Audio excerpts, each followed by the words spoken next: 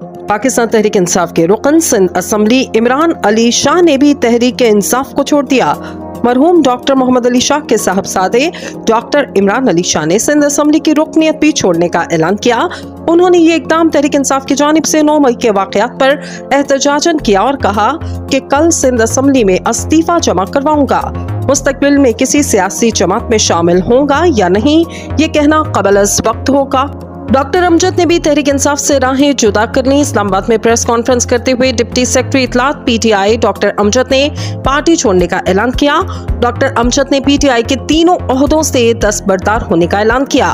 वो deputy secretary इत्तलात के अलावा इमरान खान के focal person, dry trade unions और रुकन सेंट्रल कोर कमेटी थे।